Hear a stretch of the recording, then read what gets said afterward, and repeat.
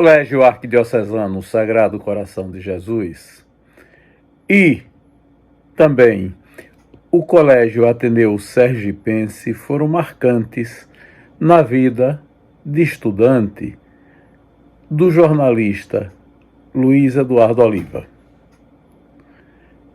O Colégio Arquidiocesano foi a marca dos seus primeiros anos de estudo, onde Oliva cursou o antigo ensino primário e onde cursou o primeiro ano do antigo ensino ginasial.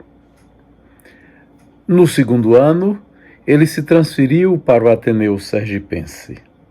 E o ensino ginasial, à época, funcionava no edifício chamado de Ateneuzinho, o velho edifício do Ateneu Sergipense, na Avenida Ivo do Prado, em Aracaju, em frente ao rio Sergipe, onde hoje funciona o Museu da Gente Sergipana. Neste vídeo de memórias, Luiz Eduardo Oliva nos relata as suas experiências de estudante no Colégio Arquidiocesano, no Ateneuzinho, num momento difícil da vida brasileira, que foi o período entre os anos de 1964 e 1968, o ano do golpe militar de 1964, o ano em que os ditadores de 64 editam o ato institucional número 5, pondo fim a todas as garantias da cidadania e de qualquer possibilidade democrática que estivesse posta.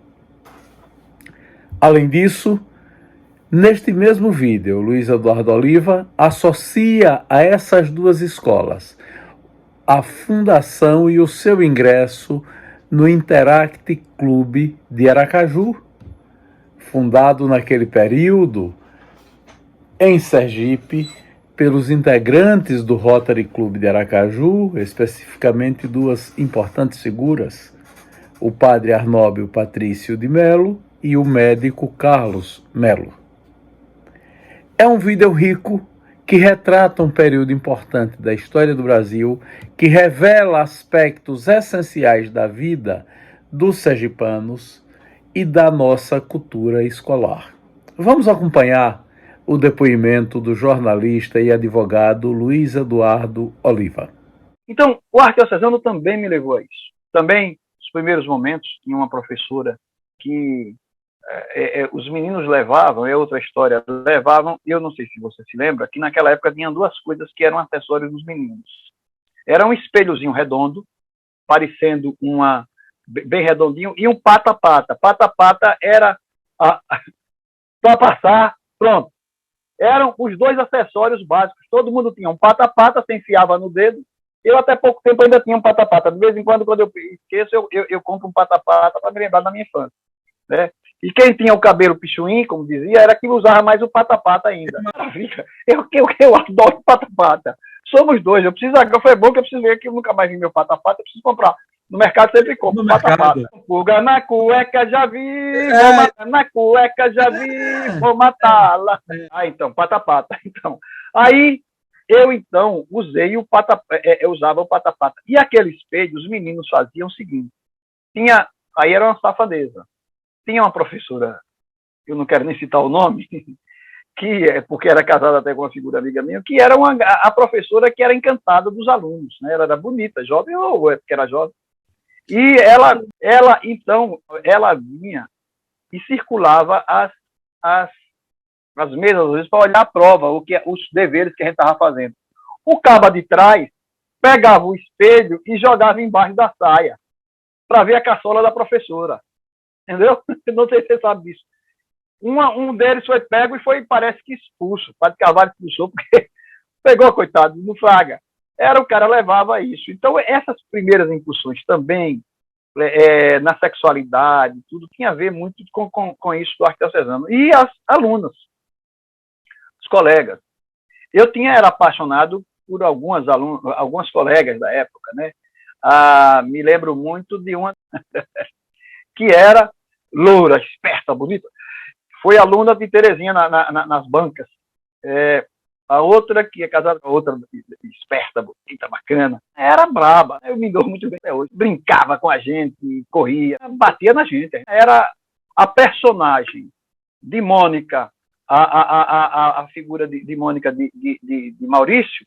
Também, você falou dos colegas, eu não me lembrava das colegas mulheres.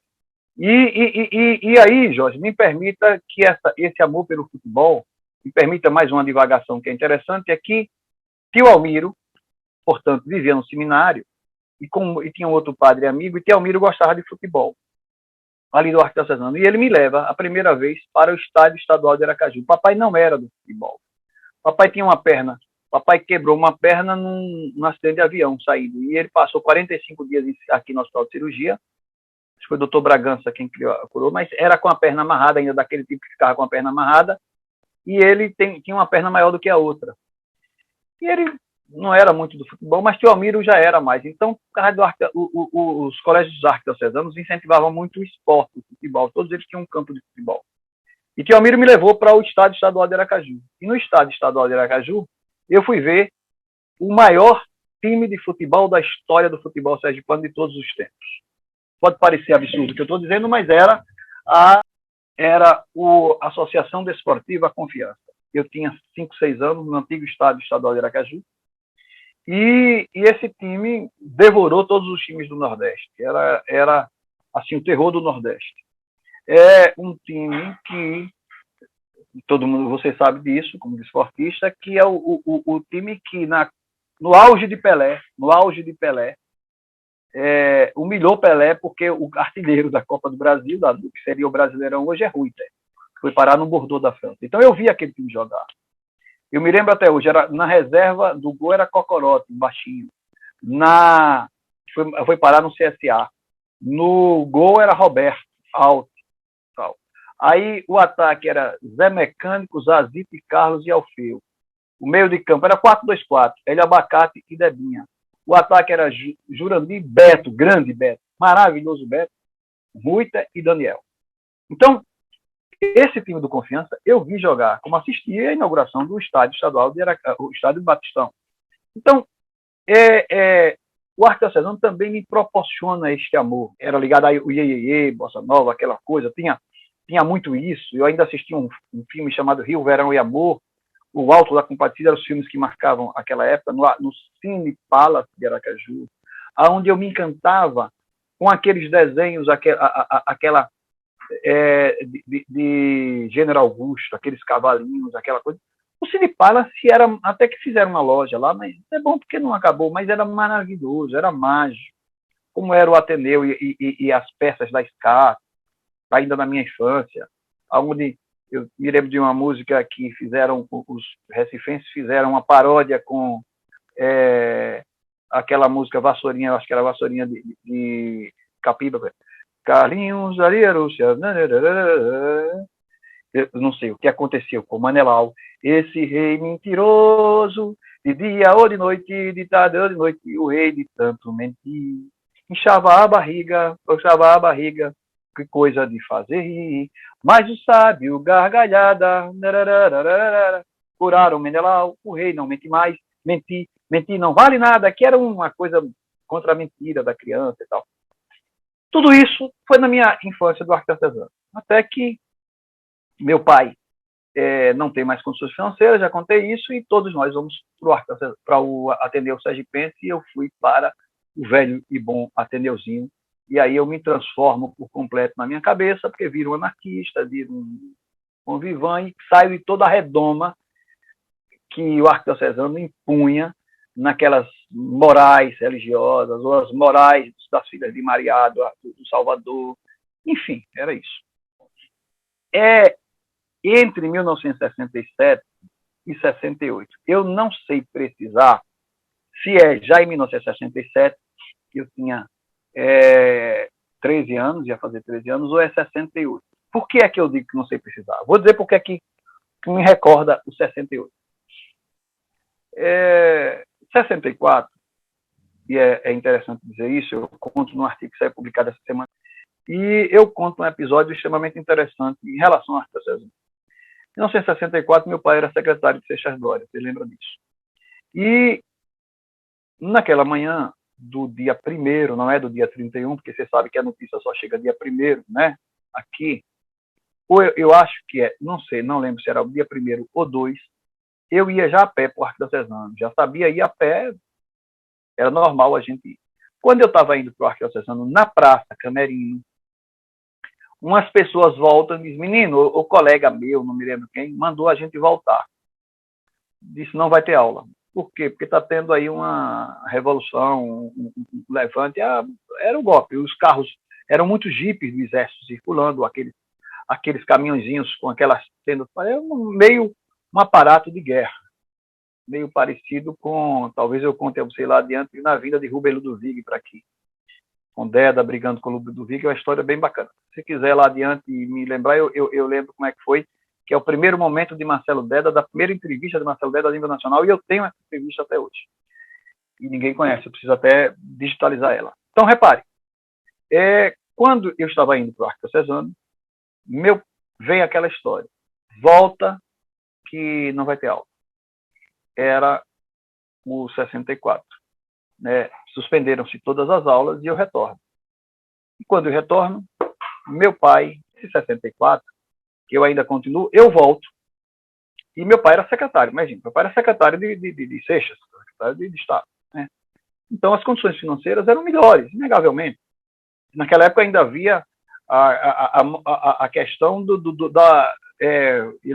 a gente não tinha carro a princípio, o carro ia pegar meu pai. E eu via, inegavelmente, eu digo isso, engraçado que as pessoas achavam isso bacana, sabe? Havia um uso do carro para a própria família, muitas vezes. Terezinha queimou a perna e o carro ia pegar ela do palácio, mas era natural. Naquela época, a ideia da mordomia, que depois, com muito bom tempo, veio e acabou, mas ninguém, no conceito moral da sociedade, era uma prerrogativa do secretário. Os vizinhos achavam charmoso quando chegava o carro do palácio na porta. Então, no 64, meu pai sai de manhã cedo, Seixas Dória manda ligar para ele vai e não deu quase que notícia. Saiu nervoso para encontrar minha mãe, ou para encontrar Seixas.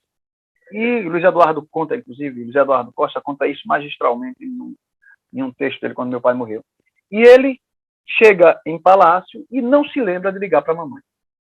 E mamãe, nada, aquele movimentação, nada de papai chegar, notícias de que algumas pessoas estavam presas, ela entrou em desespero. Logo ligou para Dom Távora. A essa altura, Dom Távora já estava cercado dentro de casa em prisão domiciliar. Nas primeiras, eles fizeram a estratégia das primeiras pessoas que eles foi o Palácio Episcopal. Quando minha mãe disse, Dom Távora, é Maria de João Oliva. Dom Távora nem pronunciou o nome de papai. Ele disse, ele está bem, e bateu o telefone. O que é que Dom Távora fez isso? Mamãe ficou com uma queixa enorme. Dom Távora fez para proteger papai. Se ele não quis sequer pronunciar o nome de papai, ele está bem, bateu, porque ele sabia se pronunciasse o nome, numa ligação naquele momento, com os homens em cima dele, né, poderia comprometer papai, do ponto de vista dele também ser preso. Mamãe liga para Dom Luciano, liga para Cabral Machado, liga para uma série de pessoas, e os dois que dão guarida, Mané Cabral Machado vai procurar mamãe, inclusive, Maria, não se preocupe, se precisar de alguma coisa, até financeiramente, João for preso, eu ajudo. E Dom Luciano é que localiza papai e vai lá avisar a mamãe. Mamãe tem uma gratidão muito grande a Dom Luciano por isso. Dom Luciano ainda era padre de Luciano, conde, qualquer coisa assim. Então, quando acaba o golpe, papai vai a Celso de Carvalho e diz, Celso já é empossado, Seixas preso. Papai chega e vai entregar o cargo a Celso de Carvalho. Celso diz, João, deixa eu examinar com o 28BC se eles têm alguma objeção a você continuar no cargo, porque eu quero continuar com você como meu assessor de imprensa, o meu secretário de imprensa. E Celso gostava muito de papai, mas papai aí na hora disse, governador, infelizmente quem me nomeou está preso. E eu não tenho condições de aceitar. moralmente, não me sinto em condições de aceitar, continuar no governo que derrubou meu chefe. Então, eu me dou por exonerado. Luiz Eduardo conta isso magistralmente. E disse que assim é que ele passou nessa coerência dele o resto da vida. Muitos correram para aderir, Horácio Góes de Riachão e companhia, e ele não aderiu. E aí ele entra volta para o IBGEzinho dele, no dinheiro curto, nas redações de jornal, e a dificuldade vai piorando cada vez mais. Papai teve uma espécie de cassação branca. Quando chega em 68, é isso que eu quero dizer, 68, o que é 68, 67, 3 anos depois, ele já não aguentava mais manter os filhos em escolas privadas. É quando ele chama, me lembro bem, na mesa, parece que naquele dia foi uma espécie de velório, ele chamou todos nós e disse, vocês todos vão ter que estudar em escola pública. Eu não tenho condições de mantê-los em escola privada. E aquilo foi Imagina a opção de criança compreender aquilo naquela época. Eu não sabia que ali estava o caminho da minha libertação. E aí eu vou para o Arquidiocesano. Para o Ateneuzinho. No Ateneuzinho, na saída do Arquidiocesano, que eu vou para o Ateneuzinho para me ferir a data. Por que é que eu digo que a data é 68?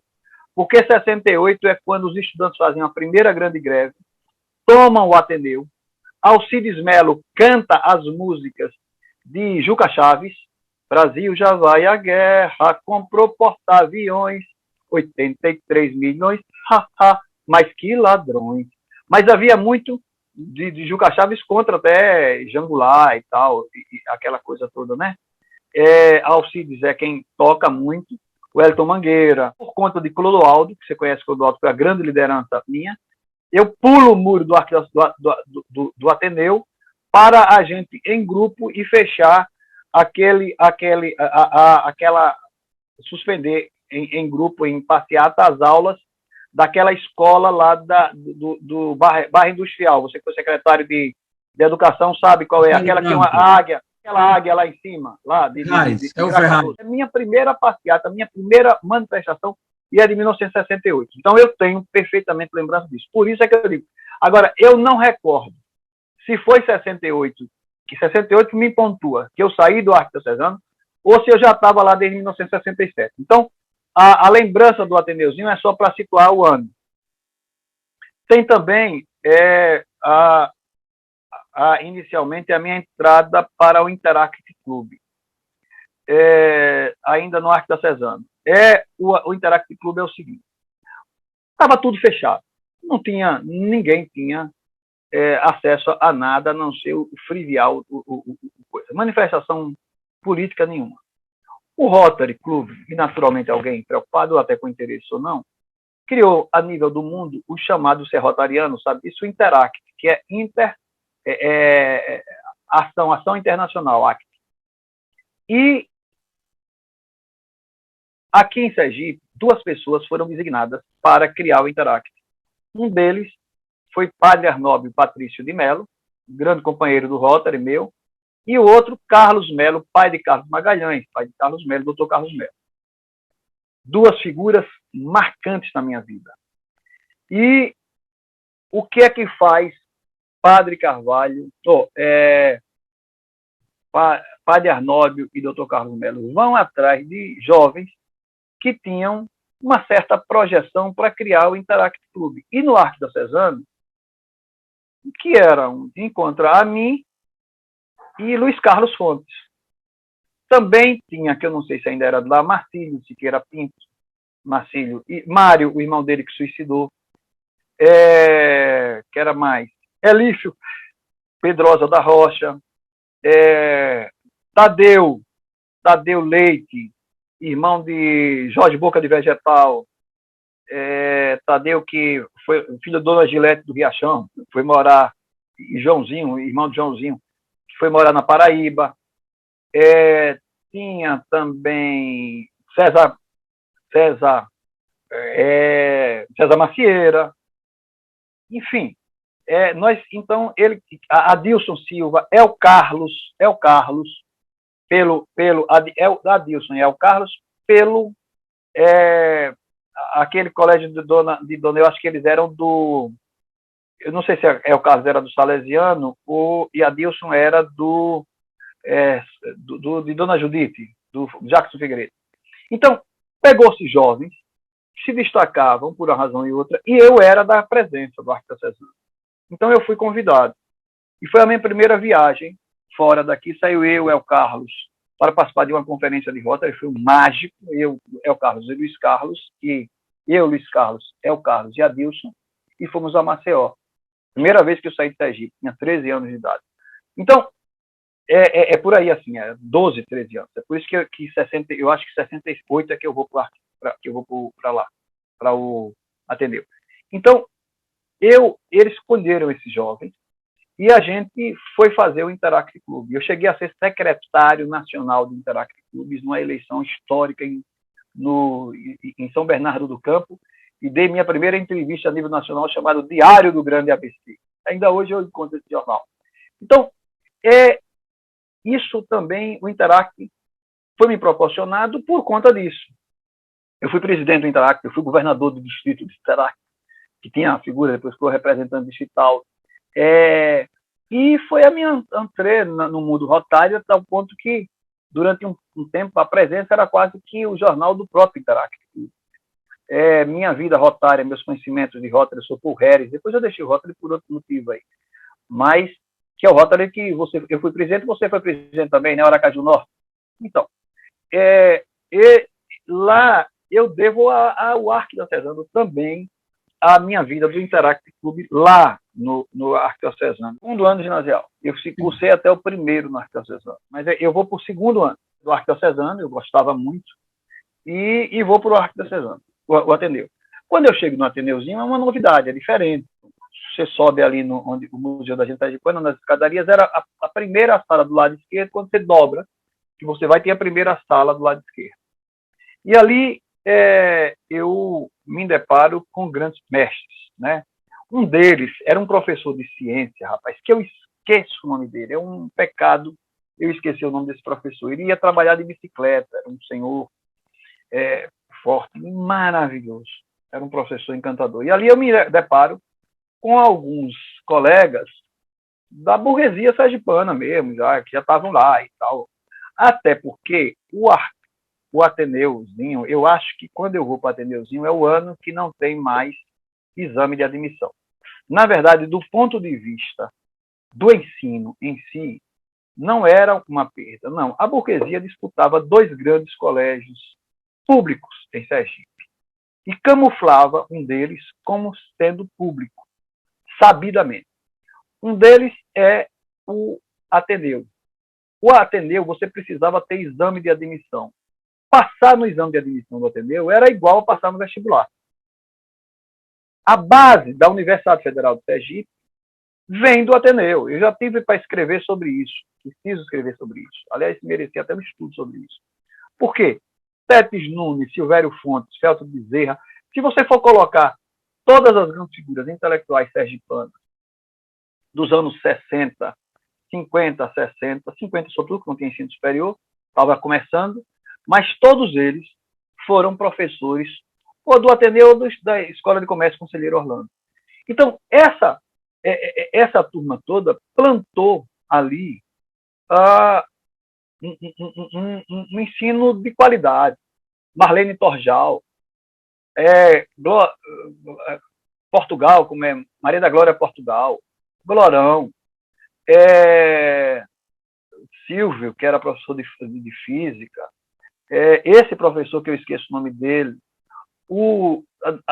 não, é do Arquidiocesano, o pai de uma amiga minha, que a gente chamava de Chuveirinho, porque quando ele dava aula, ele cuspia pra gente, todo mundo lá.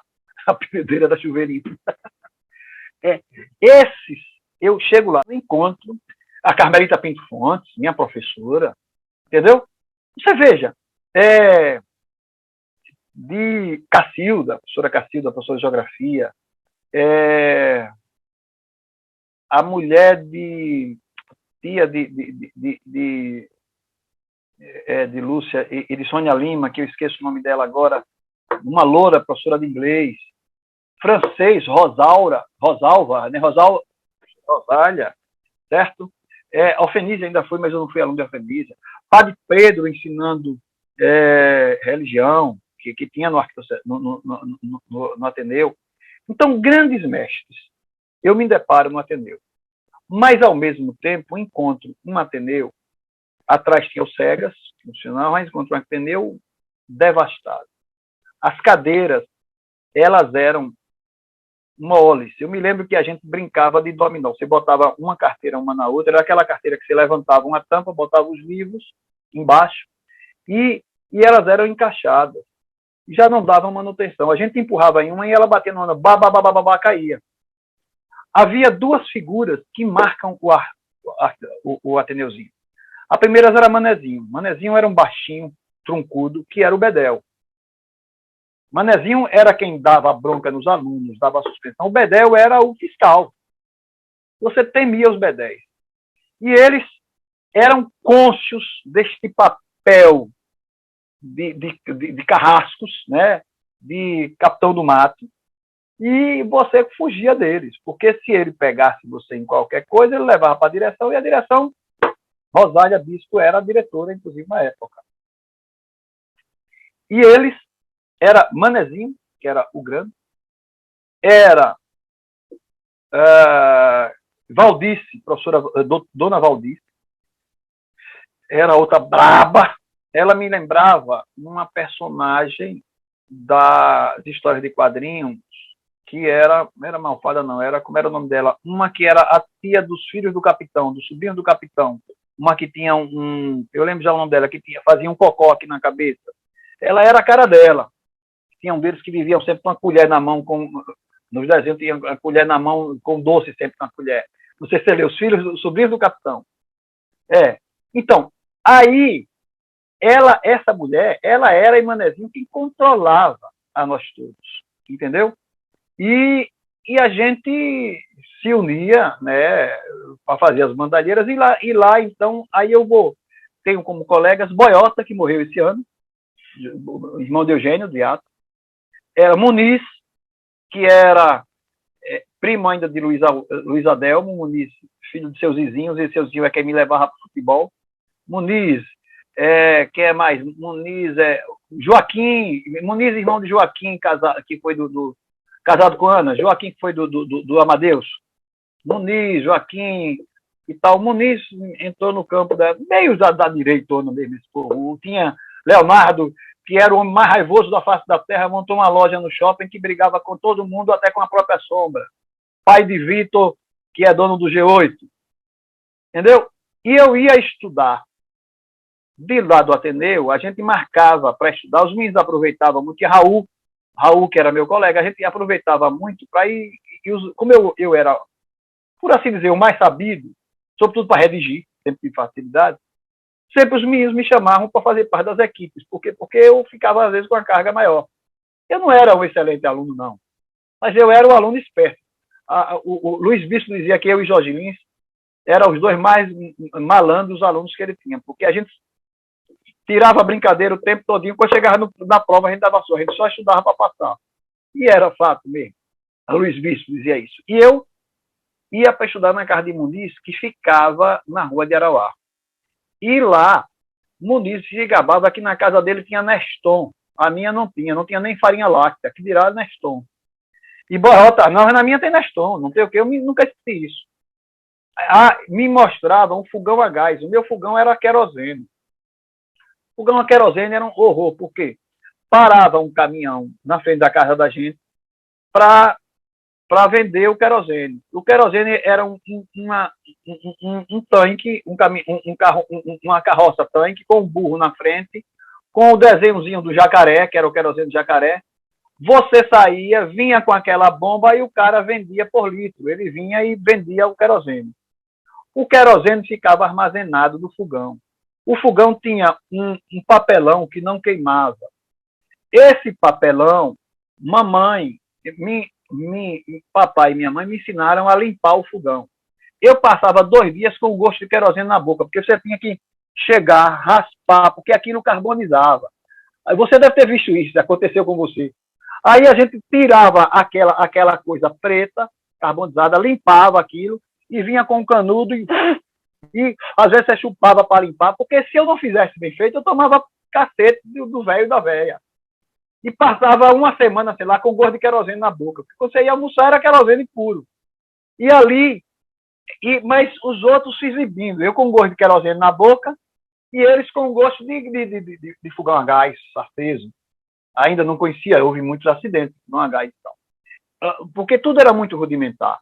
O próprio sorvete era um sorvete que era vendido. Como era o nome do cara do sorvete? Que era, eu me lembro já até o nome do cara do sorvete. Tinha um cara que passava na rua. O sorvete era feito com uma engenhosidade que tinha com a sal, gelo, não sei o que lá, e conseguia fazer com que a coisa esfriasse. Eu não sei, tinha uma técnica lá, acho que com álcool, não sei como é que era, que fazia esse sorvete. E era um sorvete gostoso. Então a gente tinha, era sorvete, tinha comel, que era um negocinho que você comprava, que era um canudinho de tudo isso, havia na nossa, como o cachorro quente do seu João. Então o Ateneu vem a ser esse colégio. Quando eu chego no Ateneuzinho, então, estudo 2 anos somente no velho Ateneuzinho. Lá eu vou estudar, acho que fiz parte do SEGAS ainda, também eu era a gente consegue até uma sede lá atrás, não sei com quem a gente consegue, uma sede onde tinha o SEGAS, que era Clube de Engenharia Amador de Sergipe. Tinha lá atrás do Ateneu, onde é hoje, onde fica a administração do museu da gente, ali tinha o SEGAS, Clube Estudantil de Geologia, ali o Clube de Esperanto, que tinha um cara que era o único cara de Sergipe que sabia falar Esperanto até hoje, que eu esqueci o nome dele, como é um gordinho. Os dois sabiam Esperanto, eu não sei para que servia, mas ele se gabava, esse outro falava Esperanto, que era uma maravilha. Falava com ele mesmo. E tinha, além dos SEGAS, a gente consegue a sede do Interact durante um tempo ali atrás, em reuniões e tal. Nessas reuniões do Interact, frequentava um dia Padre Arnaldo e outro dia na Padre, doutor Melo, Carlos Melo. Carlos Melo, quando acabava as reuniões, chamava todos nós de tarde, rapaz, ele ia com aquela sacolinha dele, pequena, mais ou menos bujuda, branca de médico, aquela maleta de médico, todo de branco, e ele ia ali assistir as reuniões, por amor ao Rotary, e depois levávamos todos para comer sorvete e tomar sorvete na Topo Gigio. Topo Gigio era uma sorveteria no centro de Aracaju, de propriedade de Santos Mendonça. Curioso, prezado ouvinte, curiosíssimo. Então, nós íamos para ali. Ou então para a CRASE, Clube de Rádio Amador de Sergipe, que também havia muito movimento do rádio amador. Todo jovem que podia, tinha condições, era rádio amador. Luiz Carlos Elif era rádio amador. Tinha os grandes rádio amadores de Sergipe, divulgar o festival a nível nacional. Um festival, rapaz, precisa ser contado muita coisa. Primeiro festival, o que é que faz meu pai? Reúne os amigos dele, os radioamadores que eram muito fortes. O pai de Cabral, César Cabral, era radioamador, seu Pádua. Tinham esses, normalmente rotarianos era radioamador também. Eles não tinham celular, então pro cara, eles se comunicavam com o mundo. PRJ, não sei das quantas, câmbio, ele tinha até aquela linguagem que os caras diziam. E meus amigos, filhos de radioamador, ficavam metendo banca na frente da gente, falando aquela linguagem. A gente pode, coitado, tem um rádio amador, e tinha o rádio amador do carro também, já. No Festival de São Cristóvão, montou-se um book para divulgar o festival através dos rádio amadores no país inteiro, no mundo inteiro. E durante os 3 dias do festival, eles montaram uma estrutura em São Cristóvão e irradiavam para o mundo o Festival de Arte de São Cristóvão. Você veja que maravilha foi isso, né? Que fantástico. Porque não tinha... Para hoje é muito fácil dizer isso, mas não tinha internet, não tinha celular, não tinha porra nenhuma, os telefones, as dificuldades todas. Então, era outra vertente. A gente tinha a CRASE ali. Então, nossas tardes de sábado eram do Interact Clube, que a gente, então, também frequentava os demais colégios. Por exemplo, a gente tinha sessões havia o Interact lá no Jackson de Figueiredo. Eu frequentei muito o Interact lá do Jackson. Havia os colegas do Salesiano, haviam tudo isso. Então, o Interact era a movimentação que tinha. Eu e Luiz Carlos nós trazemos Luiz Carlos também precisou ir, eu acho que Silvério apertou também, Luiz Carlos foi para o Ateneu, e porque apertou também a grana de Silvério Fontes, e nós fomos estudar. Luiz Carlos foi depois de mim. Quando, 2 anos depois, o científico, não, eu fico 3 anos, porque foi segundo, o ginásio era quantos anos, Jorge? Era 4, terceiro, não, primeiro foi segundo, terceiro, quarto, 3 anos. Eu fiquei acho que uns 2 ou 3 no Ateneuzinho,